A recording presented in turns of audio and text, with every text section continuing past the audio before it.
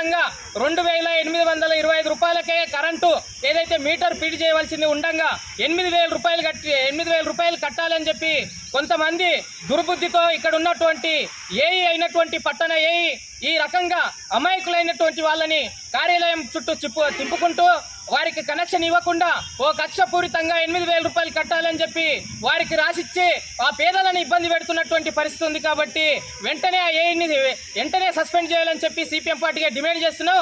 ఇక్కడ ఉన్నటువంటి ఏఈ ఆ అధికారులు నిజంగానే పనిచేస్తుండ్రా, నిజంగానే పేదలకు కరెక్ట్ కనెక్షన్ ఇస్తుండ్రా లేదని చూసుకోవాల్సినటువంటి ఏడీ గిట ఏమి పట్టనట్లు వ్యవహరిస్తున్నటువంటి పరిస్థితి ఉంది.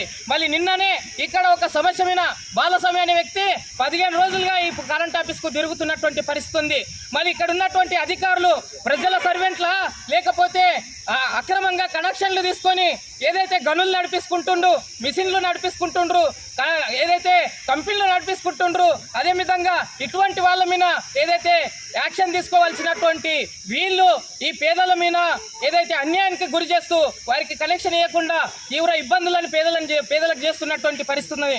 మళ్ళీ ఇలాంటి ఏలు కానీ ఇలాంటి డీల్ కానీ ప్రజలు ఏదైతే కరెంటు బిల్లులు కడితే వాళ్ళకి జీతాలు వస్తున్నాయి, వాళ్ళు ప్రజల సర్వెంటా లేకపోతే పెట్టుబడిదారులకు ఏదైతే రాజకీయ పార్టీలకు ఒత్తాసు పలకడానికి ఉన్నారని చెప్పవలసినటువంటి అవసరం ఉంది.